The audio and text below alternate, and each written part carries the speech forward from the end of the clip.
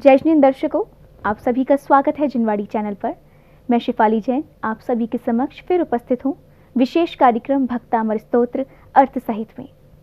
इस कार्यक्रम में हम मुनि पुंगव श्री सुधा सागर जी महाराज के मुखार बिंद से भक्तामर स्तोत्र के काव्यों की अर्थ सहित व्याख्या समझते हैं।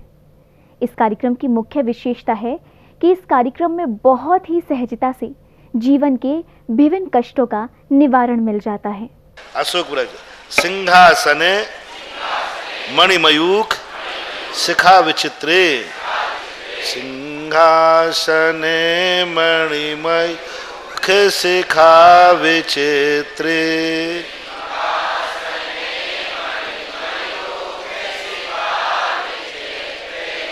बिभ्राजते तव वपु कनकावदातम, विभ्राजते तव वपु कनकावदातम,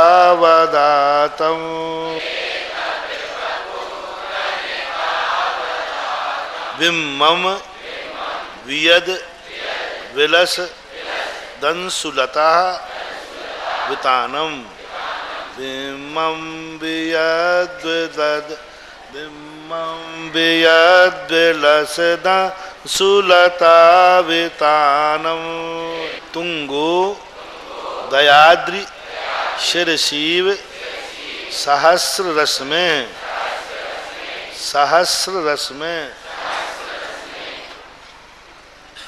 तुंगोदयाद्रि शिरसीव सहस्र रस में।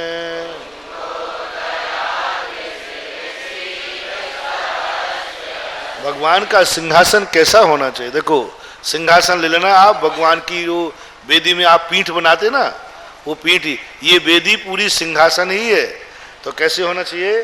सिंहासन मणिमयूख, सिंहासन में मणि, मयूख शिखा, मयूख बोलते हैं एक प्रकार से उनके अग्रभाग को, जो प्रथम भाग है उन किरणों को, मयूख यानी किरणें, किरणों के शिखा यानी अग्रभाग, विचित्र है यानी सिंहासन के अग्रभाग में, अग्रभाग जानते ना, सिंहासन के किनारे पर मणियां लगाई जाती हैं, किनारे पर मणियां लगाई जाती हैं, और किनारे पर लगाई जाएंगी तो ही शोभा देगी।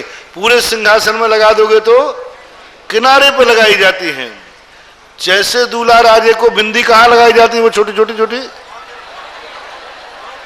पूरे चेहरे पे लगा दो तो एक आध बार तो लगाना, देखो कैसे लगती है। यानी वो बिंदी सी लगा देना, यहाँ भौं के बाजू में लगा देते हैं। कभी कभी देख लेता हूं, दर्शन करने आता है तो, और मैं देखता इसलिए हूं कि जिससे प्रोशन में तो वो यही लगाता। मैं सोचता हूं कि यदि ये बिंदियां अच्छी हैं तो पूरे ललाट पर लगा ले, पूरे चेहरे पर लगा ले, नहीं, वो किनारे किनारे लगाता है जहां काली काली भौएं होती हैं, तो कंट्रास्ट बन जाता है, तो और सुंदर लगता है। ऐसे ही सिंहासन में मणियां किनारे पर जड़ी जाती हैं, और मणि मयूख यानी मणियों की किरणें, शिखा विचित्रे, और एक प्रकार की मणि नहीं है उसमें, नाना प्रकार की मणि हैं, और उन मणियों के जो किरणें हैं वे किरणें शिखा भाग से विभ्राजते, विभ्राजते राजते शोभते, ऐसा लेना, शोभायमान हो रहे। तव बपू, आपका शरीर कैसा है? कनकावदातम, कनकावदातम यानी स्वर्णमयी। आदिनाथ भगवान का शरीर कैसा था? दो गोरे दो सांवरे, दो हरिया दो लाल, 16 कंचन वर्ण है, 24 राज। दो तीर्थंकर गौरवर्णी थे, दो लाल कलर के थे, दो हरे थे और दो नीले, दो गोरे दो सांवरे, सांवरे यानी नीले, दो हरिया दो लाल। अब हरे कलर के भी भगवान का शरीर था तो था, कैसा रहा होगा अपन कल्पना करें, पता नहीं। दो लाल कलर थे, बिल्कुल एकदम लाल, लाल कमल होता है, यहाँ तो देखने में नहीं आता, लेकिन लाल कमल होता हमने उड़ीसा में देखा था। उड़ीसा जब विहार कर रहे थे तो एकाएक एक तालाब में लाल ही लाल कमल थे, बिल्कुल एकदम डार्क लाल होता है, वहां देखने में है। पावापुर में है तो वो है, लेकिन उड़ीसा में एक तालाब में पूरे के पूरे लाल ही लाल कमल थे। तब आचार्य ने कहा देखो ये है पद्म प्रभा, पद्म प्रभा पद्म पलाश लेस्या।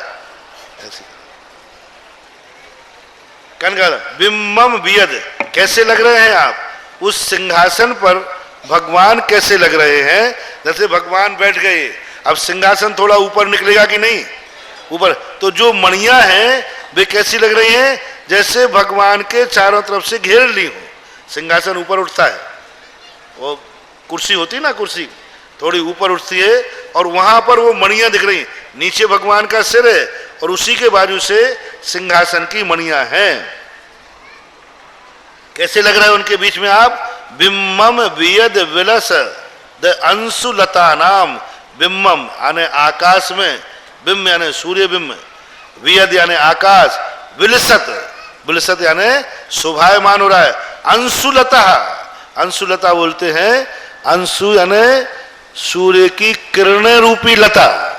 अंशु यानी किरणें, वे लता के समान फैली हैं चारों तरफ।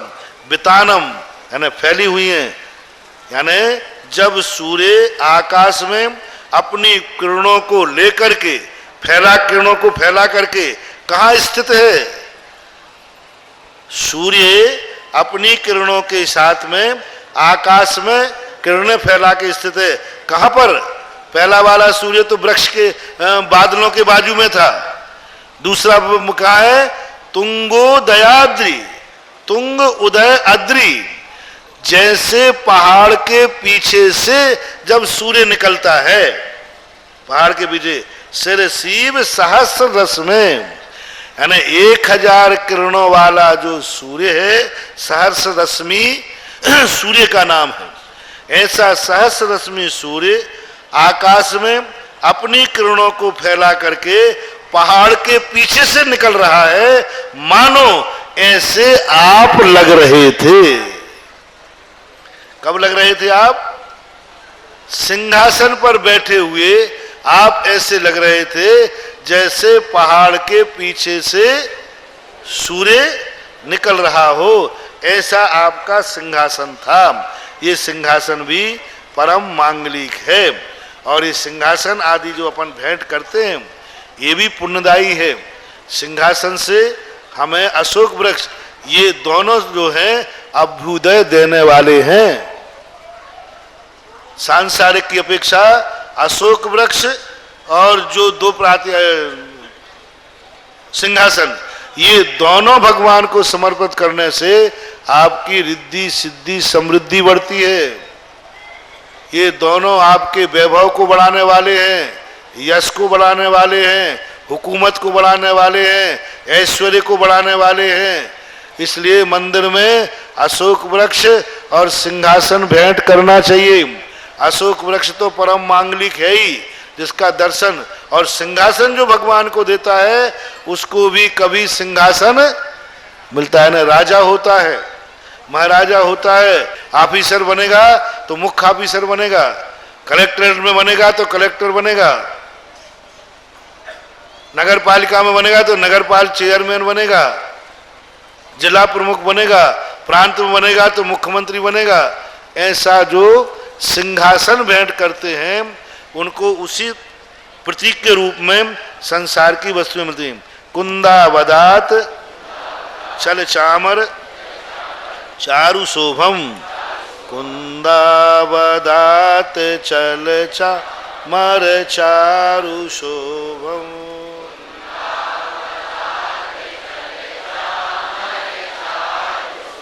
विभ्राजते तब वपुः कलधौत कांतम, विभ्राजते तब वपुः कलधौत कांतम। उद्दच्छ शांक सुषि निर्झर वारिधारः, मुच्चैस्तटं सुरगिरिरिव सात कुंभम, मोक्षस्तटस्व गुरुरिव सात कुंभम।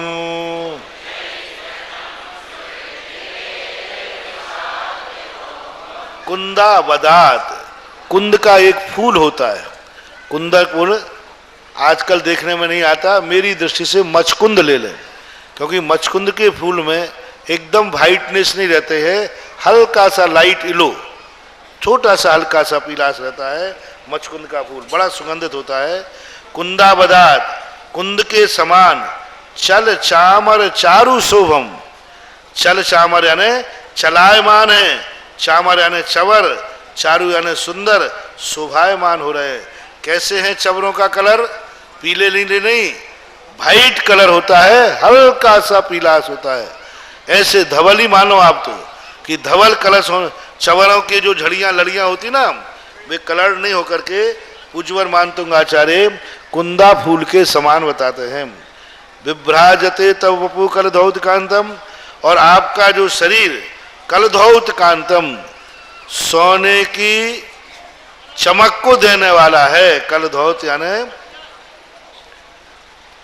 विभ्राजते तव वपु, आपका शरीर, कलधौत भी सोने का नाम है, आपका शरीर सोने के समान शोभा दे रहा है, और आप बीच में बैठे हैं और चवर ढुल रहे हैं। कैसे चवर ढुल रहे हैं? जो वाइट कलर के हैं, ऐसे कुंदा फूल के समान है, ऐसे चवर ढुल रहे हैं। वो कैसे लग रहे हैं? उद्दच्छ सांक सुचि निर्झर वारी धार, उद्दच्छ बोलते हैं एक प्रकार के उद्दित है। कौन? शशांक, शशांक यानी चंद्रमा, सुचि निर्झर भारी धार, यानी वे समर जैसे चंद्रमा अपने आप में, शशांक यानी चंद्रमा, सुचि यानी पवित्र, निर्झर यानी झर रहा है, वारी धारा, उच्च तटम, ऊंचे तट से, सुरगिरे रेव, सुरगिरी यानी सुदर्शन मेरु के समान, सात कुंभम, और वो सब मेरु कौन सा है? स्वर्णमयी है। सात कुंभम, बहुत अच्छा कंट्रास्ट बनाया है। सात कुंभ मैंने सोना, कलधौत यानी सोना, यानी आप तो सोने के समान हैं और पहाड़ भी सोने के समान है। लेकिन जब दोनों पीले हो गए, तो जब आपको सफेद चमर ढूंढते हैं तो ऐसे लगता है जैसे चंद्रमा की चांदनी के समान स्वर्णमयी पहाड़ से पानी का झरना झर रहा हो। कलर देखना कितने, पहाड़ हो और वो पहाड़ कैसा हो? स्वर्णमयी हो, और चंद्रमा की किरणें निर्मल और उज्जवल हो। ऐसी किरणें जब उस पहाड़ से गिरेंगी, पीछे कंट्रास्ट है पीले का और जल है वाइट, कैसा लगेगा? बहुत ही सुंदर लगेगा।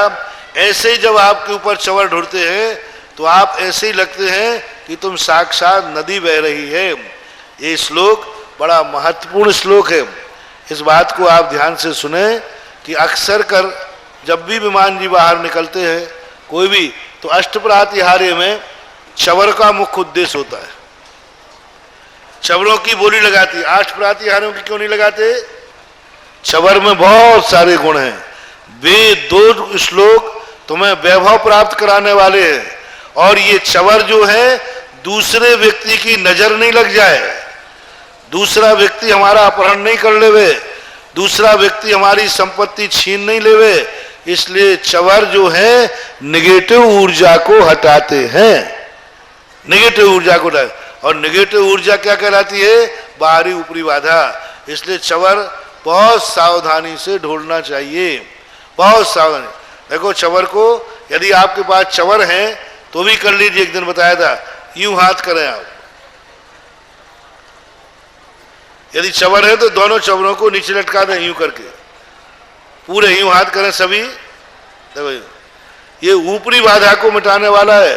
दुनिया की कोई ताकत तुम्हें ऊपरी प्रेस नहीं कर सकती। तुम जंगलों में रहो, कहीं भी रहो। अब देखो ये ऐसे करें सब, और पूरी तेजी के साथ बाहर, ऐसा हाथ यूं होना चाहिए। यदि हाथ यूं नहीं हुए और आपने यूं कर दिया तो दूसरे की बाधा भी तुम्हारे अंदर आ जाएगी। हाँ, मैं नहीं जानता। हाँ, नहीं तो कई लोग तो क्या करते, हाँ उल्टी और हो जाए, रिएक्शन, साइड इफेक्ट। चवर यूं फेंको बाहर से, पूरा यूं यूं। देखो हाथ नीचे हो गए कि नहीं, और फिर आकर के यूं करो, फिर यूं करो। तो ये चवर ढूंढने का तरीका है। ऐसे जो साक्षात चवर होते हैं उनको यूं पकड़ो पहले नीचे ला करके और पूरी ताकत से फेंको यूं, और फिर यूं लाओ और फिर फेंको। ये चवर ढोलना चाहिए। इससे अपने ऊपर कोई नेगेटिव ऊर्जा का प्रभाव नहीं पड़ता। चवर जो है उस ऊर्जा को बाहर फेंकते हैं और सम्यक ऊर्जा की रक्षा करते हैं। ऐसा अपने आप में चवर है। तो 3 काप अपन ने पढ़े। अभी कोई उठना नहीं, विशेष बात है, अभी सुने, इसलिए हम किताब बंद नहीं कर, अभी खुली है। अरे तुम देख ले तो महाराज ने किताब बंद कर दी। बच्चे तो बस घंटी बजी नहीं और बस था, बंधा नहीं। सुने, अब आप लोगों की एक परीक्षा का समय है। परीक्षा भक्तांबर की आप लोग देना चाहते हैं या नहीं? देखो कितने लोग परीक्षा देना चाहते हैं, हाथ उठाएं। बस देखो चुल्लक जी, ये हाल है इनके। ये सब बिहार के लालू प्रसाद के राज्य के हैं। जनरल प्रमोशन से पास होना चाहते हैं। जनरल प्रमोशन किसे कहते हैं? रात पूरी साल भर पढ़ो लेकिन परीक्षा देने की जरूरत नहीं है। बुंदेलखंड विश्वविद्यालय पास में ही तो है। हाँ, बड़ी सीआर बड़ी विचित्र है। बुंदेलखंड विश्वविद्यालय का निकली हुई डिग्री दुनिया में कहीं मान्य नहीं होती, क्योंकि वो जानते हैं कि वहां कैसे डिग्री मिलती है। एक व्यक्ति गोली चला रहा है, किसी को गोली लगी, वो मर गया। एक व्यक्ति ने गोली चलाई लेकिन वो बच गया। जिसके हाथ से मरा था उसे कोर्ट ने बरी कर दिया, और जिसके कारण बच गया था उसको सजा हो गई। है ना उल्टी बात? जिसके हाथ से मर गया गोली लगते ही, लेकिन वो बरी हो गया, और जिसके हाथ से मरा नहीं, बच गया, उसको सजा हो गई। ये कैसा विपरीत निर्णय। मात इतना सा था, जिसके हाथ से मरा वो एनसीसी का कैडेट था, मिलिट्री का जवान था। वो गोली चलाना सीख रहा था और वहां कोई आ गया, वो मर गया। उसे बरी कर दिया गया कि इसके मारने का भाव नहीं था। और जिसके हाथ से बचा उसने निशाना बनाया था कि ये बच नहीं जाए, फिर भी अपनी कुशलता से बच गया, तो वहां धारा लगेगी कि तुमने तो अपनी ताकत मारने की लगाई थी। तो कोर्ट में भी ऐसे निर्णय होते हैं। बहुत बार ऐसा देखने में आता है, सामने केस हुआ, अपराधी ने कबूल कर लिया, तो फिर तुरंत सजा क्यों नहीं दी जाती? उसे केस क्यों चलाते? जब अपराधी स्वयं कह रहा है कि भाई मैंने मारा है और मारने के बाद आप मुझे सजा दीजिए, तो वहां तुरंत सजा क्यों नहीं बोली जाती? उसका वकालतनामा करके, वकील लगा करके कई महीनों सालों तक उस पर बहस क्यों होती है? पहले में ये बात समझ में नहीं आती थी। पहले हमें समझ में आता था कि वकील लोग हैं, ये अपनी फीस के कारण बढ़वाते होंगे और जज को खाना पीना होगा इसलिए बढ़ाते रहे। जब बाद में जब कानून की तह में गया मैं, तो बड़ा रहस्य आया, इतना आनंद आया, इतना रहस्य मिला कि नहीं, सामने मालूम है, मजिस्ट्रेट ने भी सामने देखा है कि इसने मारा है। अदालत वहां मौजूद थी, पुलिस मौजूद थी, सबके सामने मारा। हजारों लोग गवाह हैं, कलेक्टर एसपी भी सामने खड़े थे। यानी दुनिया के जितने सशक्त आदमी थे सब सामने खड़े थे, और वो भी कह रहा है, सबने देखा कि मैंने मारा है। फिर भी सजा तुरंत नहीं मिलेगी, पहले केस चलेगा। क्यों? जब बाद में पता चला केस इसलिए नहीं चल रहा है कि इसने नहीं मारा है, बचाना है। केस इसलिए चलता है कि इससे पूछो कि तुमने किस उद्देश्य से मारा है। शराब के नशे में मारा है, किसी के बहकावे में मारा है, सुपारी में मारा है, प्री प्लानिंग मारा है। अब ये सारी बहसों में आते हैं। प्री प्लानिंग मारा है, सजा अधिक है। किसी के बहकावे में, कहने में मारा है, सजा कम है। नशे में मार दिया है तो सजा कम। तो उद्देश्य जानने के लिए वर्षों तक केस चलता है। उद्देश्य क्या है तुम्हारा, क्यों मारा तुमने, अभिप्राय बताओ। और अभिप्राय के अनुसार ही सजा होती है, मर्डर केस पर कोई सजा नहीं होती, मात्र अभिप्राय क्या है। हमारे जैन शास्त्रों में भी हमारे यहाँ यही बात कही, मर्दो वा जीदो वा ऐदा सारस्य निश्चिदा हिंसा पैदस्य नत्थि बंदो हिंसा मित्येन समिद्धस्य। जीव मरे या जिए, आपका भाव क्या है पहले बताओ। नहीं, मेरा भाव मारने का नहीं था, मेरा भाव देखने का था, देख के चल रहा था, फिर भी मर गया, बोले तुम्हें कोई दोष नहीं है। और एक बिना देखे चल रहा था, एक भी जीव नहीं मरा, तो भी उसे पैर के नीचे जितने जीव, सुनो बहुत बड़ी बात ध्यान में आई, एक पैर मान लीजिए आपका 8 इंची 9 इंची का है, उस पैर के अंदर जितने चींटियां, जितने मेढक, जितने केंचुए, जितने 2 इंद्री से लेकर के संगी पंच इंद्री तक जितने जीव उस 9 इंच के पैर के नीचे समा सकते हैं, उतने जीवों की हत्या का पाप आपको प्रत्येक कदम पर लगेगा। अब बोलो कितने मेंढक आ जाएंगे 9 इंची में? 10-12 तो आ ही जाएंगे, छोटे हुए तो और ज्यादा आ जाएंगे। जो पैर 9 इंची से छोटा जीव जो भी होगा, उतने मेंढक, चींटियां कितनी आ जाएंगी 9 इंची में, लट कीड़े कितने आ जाएंगे, लाखों। उतने जीव आप प्रत्येक कदम पर हत्या करते हैं, और आपको उतना पाप लगता ही है, क्योंकि आप बिना देखे चल रहे थे और मरा एक भी नहीं। ये ध्यान रखना, आपके पैर से एक भी जीव नहीं मरा, आपका पैर बिल्कुल प्रासुक स्थान पर था, बिल्कुल वहां जीव ही नहीं थे, लेकिन आपने पैर बिना देखे रखा, तो इतने जीवों की हत्या का पाप आपको प्रत्येक कदम पर लगेगा, लगता ही है। और एक मुनिराज बिल्कुल देख करके चल रहे थे, आप देख करके चल रहे, पूरी तरह देख रहे थे, आपको इतने छोटे छोटे जीव थे, चतुर्मास में हजारों लाखों जीव थे, और आपका पैर पड़ा और वो मर गए, पूरे के पूरे जीव मर गए, एक भी नहीं बचा।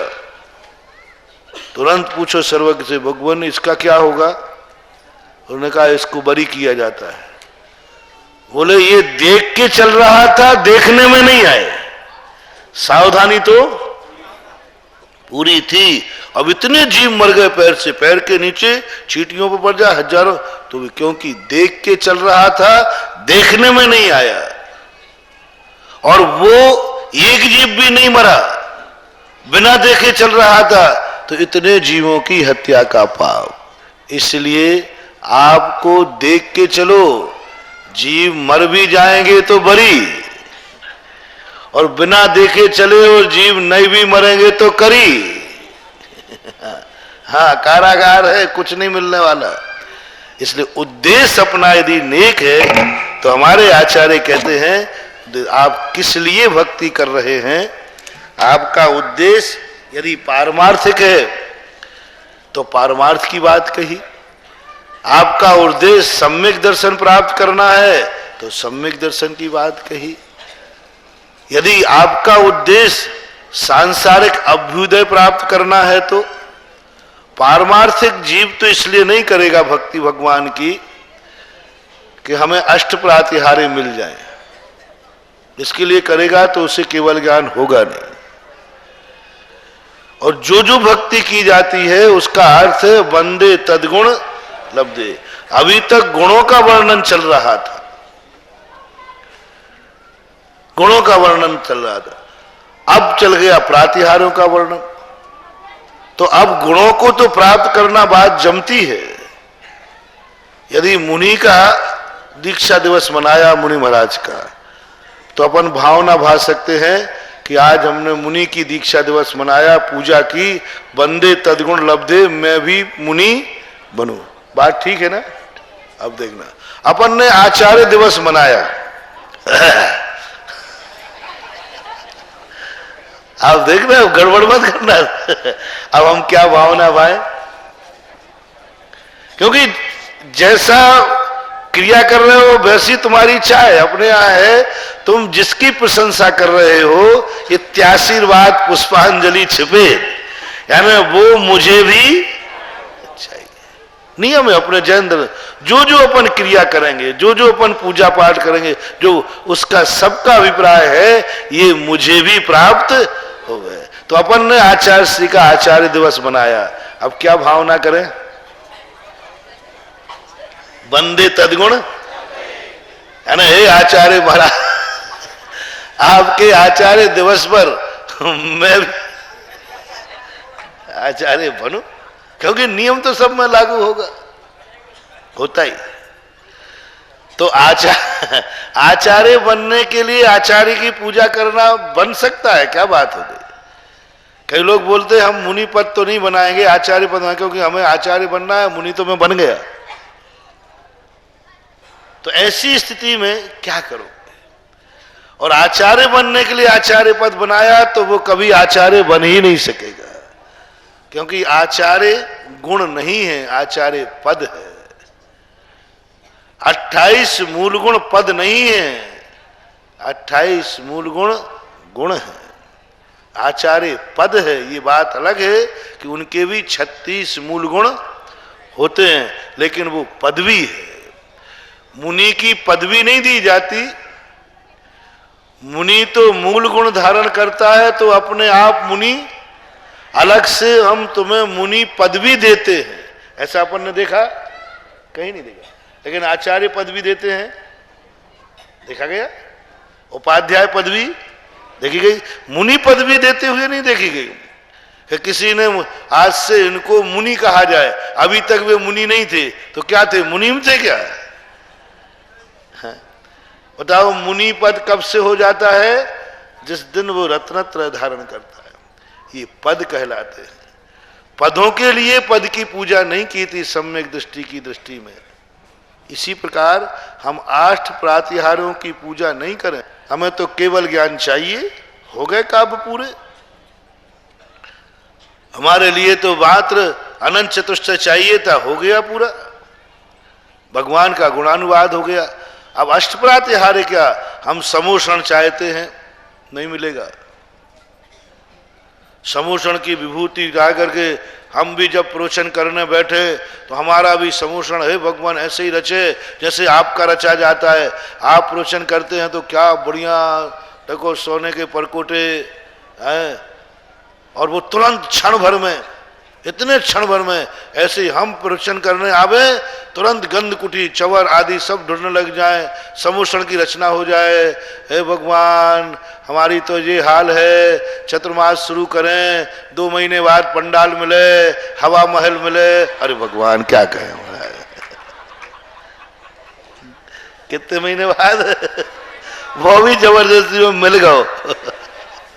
और वो जैसे भगवान आपको केवल ज्ञान हुआ, तुरंत हमारे भी समूषण की रचना हो जाए, स्वर्णमयी परकोटे हो। ये क्या लकड़ी प्लाई के बिछा दिए, देखो तो।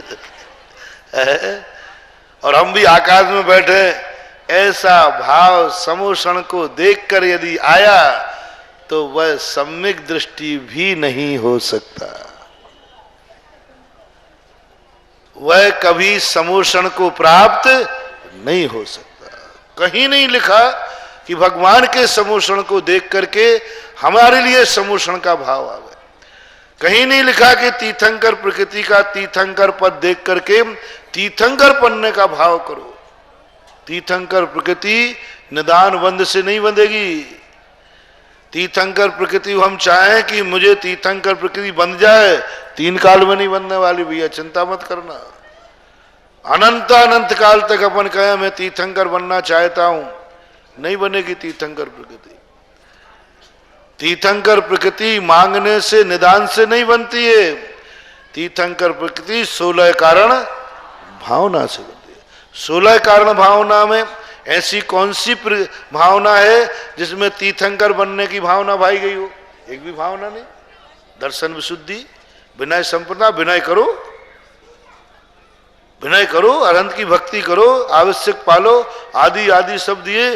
तीर्थंकर बनने की भावना भाने का कहीं मिलेगी भी नहीं। लेकिन देखना अभी अपन समोषण की भावना भाएंगे, समोषण भी गायब और सम्यक दर्शन भी गायब। चवर ढोलने वाली बात आ जाए, भगवान को 64 चवर ढोलते, हमें भी ढोले, सम्यक दर्शन गया। अब दूसरी बात, अब अपन चाहें कि मैं भी अरहंत बनूं, बोलो कौन सी गलती है? कोई गलती नहीं। अरहंत बनने की भावना भा सकते हो। अनंत जैसे भगवान आप अरहंत बने, मैं भी एक दिन अरहंत बनूं मैं भी एक दिन अरहंत बनूं, मैं भी अनंत चतुष्टयधारी बनूं, लेकिन मेरा भी समोषण लगे। समोषण की भावना नहीं भाओगे, अरहंत पद की भावना अपन भा सकते। जब भावना ही नहीं भाए, तो कल मैं चिंतन कर रहा था इन अष्ट प्रातिहार्यों का वर्णन क्यों, भक्ति में क्यों रखा? तो आप कहें भगवान का वैभव बताने के लिए, भगवान की महिमा बताने के लिए, भगवान समोषण में कैसे बैठते हैं वो बताने के लिए, वो बताने के लिए तो ठीक है, लेकिन हमसे क्यों कहलवाया जा रहा है? हम इसके बदले हमें क्या मिलेगा? इसके बदले क्या हम बह सकते हैं कि मुझे भी चवर ढोले बंदे तदगुण लब्धे? चिंतन करने से आया कि संसारी प्राणी को दो चाहिए। दर्शकों, आपने देखा ही कि भक्तामर स्तोत्र के ये अद्भुत काव्य कितने चमत्कारिक हैं। सौभाग्यशाली हैं हम जिन्हें मुनिवर के मुखार बिंद से इस स्तोत्र में छुपी अद्भुत शक्ति को समझने का अवसर मिल रहा है। दर्शकों, अब मुझे दीजिए आज्ञा और आप देखते रहिए जिनवाड़ी चैनल। जय जिनेंद्र।